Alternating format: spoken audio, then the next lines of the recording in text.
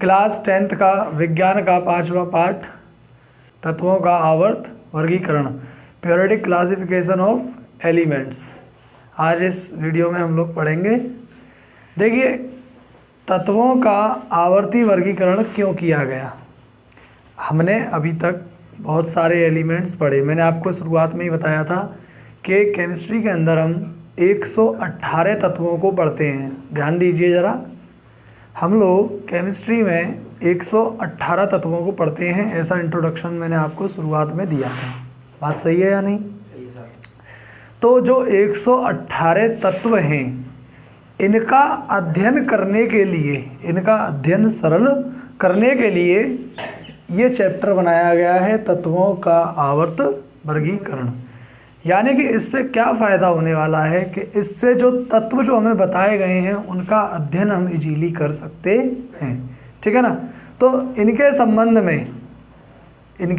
संबंध में अलग अलग वैज्ञानिकों ने अपनी अपनी परिकल्पनाएं दी, अपने अपने कॉन्सेप्ट्स दिए कि इनको किस तरीके से आपने पढ़ना है, किस तरीके से आपको इनको याद करना है और किस तरीके से इनकी रिएक्शंस को आप समझ सकते हैं। ठीक है ना। और किस तत्व को किस आवर्त में रखा जाना चाहिए, किस में नहीं रखा जाना चाहिए।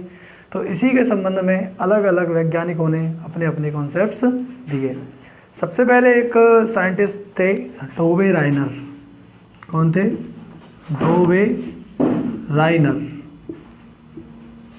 राइनर जो आए, उन्होंने अपना एक नियम दिया जिसे बोला गया था डोबे राइनर का त्रिक नियम।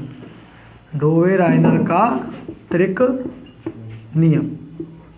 ठीक है। त्रिक से मतलब आप समझ सकते हैं तीन। ये तीन तत्व जो कि सामान्य गुण वाले, जिनके गुण समान हों। गुण कैसे हों? उनके समान हों। तो ये कहता है कि यदि समान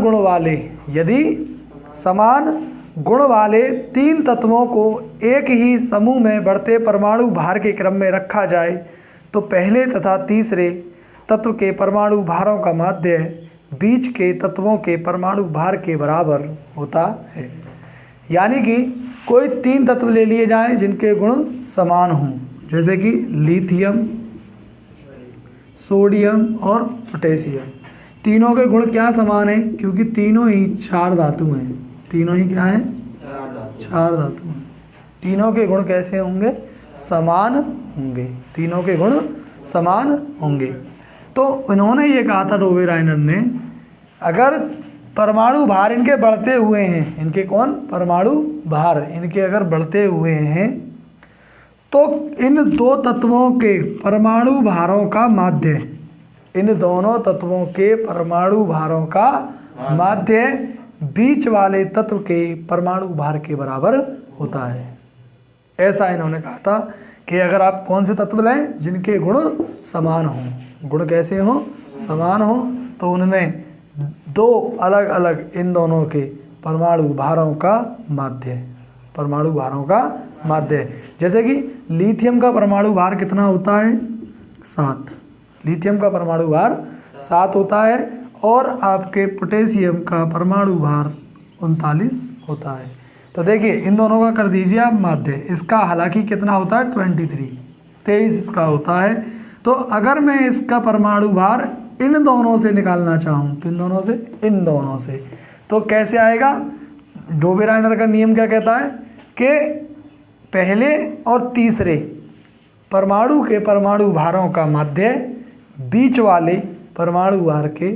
वाले तत्व के परमाणु भार के बराबर होता है। तो देखना जरा, इन दोनों का माध्य निकालिए। क्या निकालिए? माध्य समझते हैं ना? पहली संख्या प्लस अंतिम संख्या।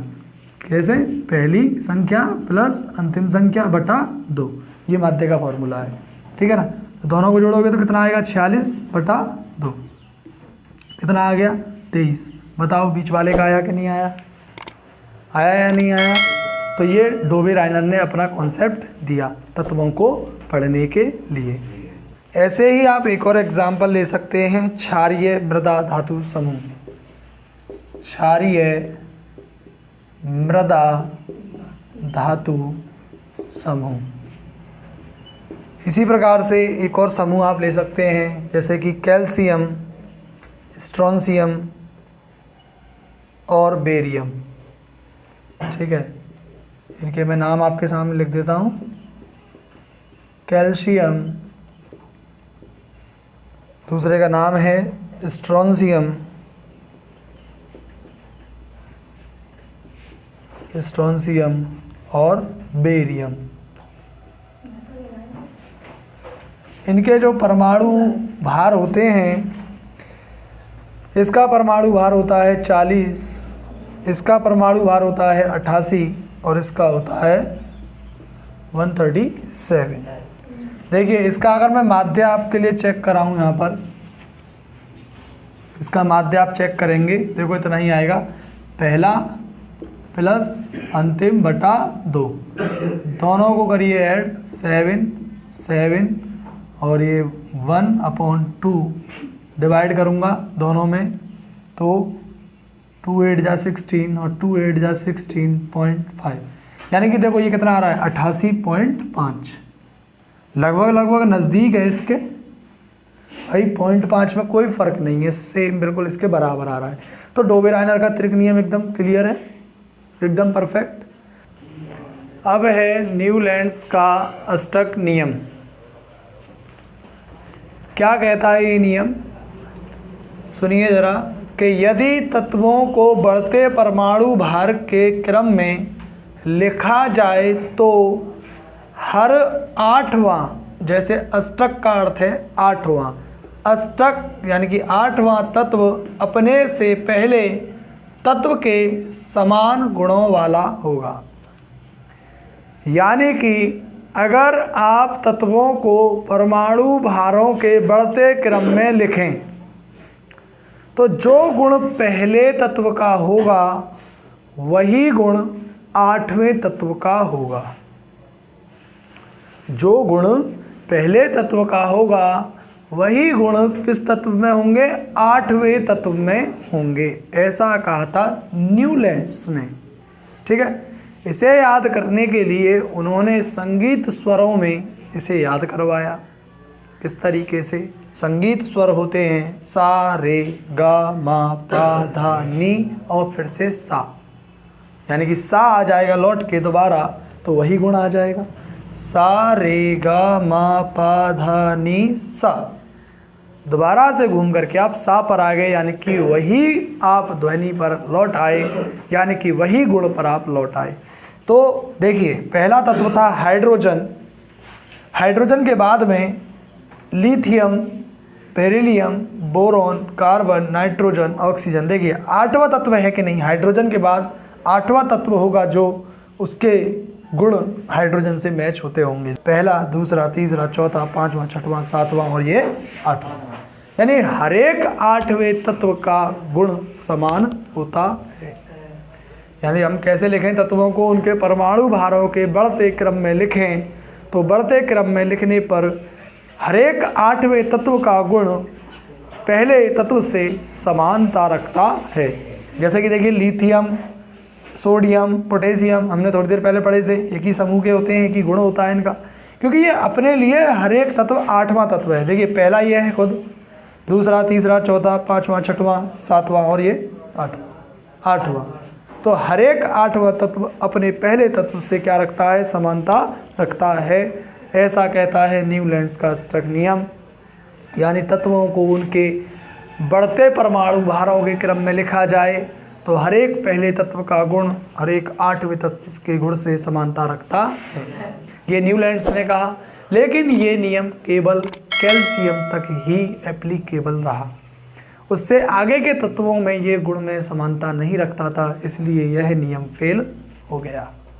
ठीक है ना, आगे उसमें भाई हर एक 8वां तत्व समानता नहीं रख पा रहा था, तो इसलिए जो है ये नियम फेल हो गया, और ये नियम केवल सिर्फ कहाँ तक के लिए एप्लीकेबल रहा, कैल्शियम तक के लिए ही एप्लीकेबल रहा। ठीक है ना, इसके बाद में फिर एक नए साइंटिस्ट और आए, क्योंकि हम वर्गीकरण क्यों पढ़ रहे हैं कि अध्ययन आसान हो सके, केमिस्ट्री का जो अध्ययन है, रसायन विज्ञान का जो अध्ययन है वह आसान हो सके हमारे लिए, इसलिए हम इन वर्गीकरण को पढ़ रहे हैं। तो पहला नियम जो था डोबेराइनर का, वो नियम भी ज़्यादा तत्वों के लिए एप्लीकेबल नहीं था, ये भी केवल कैल्शियम तक के लिए एप्लीकेबल था। तो इसलिए इसके बाद में एक और जो है साइंटिस्ट आए जिनका नाम था डिमिट्री इवानोविच मेंडलीव। आज भी आप मेंडलीव की दी हुई आवर्त सारणी पढ़ते हैं, modern periodic table of Dmitri Ivanovich Mendeleev. Mendeleev ने फिर आकर के अपना नियम दिया और वह नियम आज तक भी कारगर है और आज तक वह नियम चल रहा है। ठीक है ना। तो हम बात करेंगे अभी इसके बारे में, इसके बाद में नेक्स्ट मेंडलीव के नियम के बारे में। ठीक है ना। तो ये समझ में आया, एकदम से क्लियर है, नोट कर लीजिए। अब है मेंडलीव की आवर्त सारणी या मेंडलीव का आवर्त नियम। ठीक है। मेंडलीव ने ये कहा था, हम तत्वों का वर्गीकरण ही तो पढ़ रहे हैं, तो इसमें अब 2 साइंटिस्ट तो फेल हो गए, अब तीसरे आए कौन? मेंडलीव, जिनका पूरा नाम था डिमिट्री इवानोविच मेंडलीव। याद रहेगा, ठीक है, नाम को भी याद रखेंगे। साथ ही साथ इस नियम में उन्होंने ये कहा कि तत्व जब बढ़ते परमाणु भारों में रखे जा रहे हैं तो एक नियमित अंतर के बाद तत्वों के गुण समान होते हैं। एक नियमित अंतर के बाद, जैसे कि फॉर एग्जांपल पहले कोई तत्व था हाइड्रोजन, ठीक है ना, उससे आप जैसे आगे बढ़ेंगे, आगे बढ़ के चलने पर आगे जैसे जैसे आप बढ़ते जाएंगे तो एक अंतर के बाद यानी कि थोड़े से आप आगे बढ़े 8-10 तत्वों के बाद जो एलिमेंट आएंगे उनके गुण फिर से समान हो जाते हैं। एक नियमित अंतर के बाद ऐसा होता है।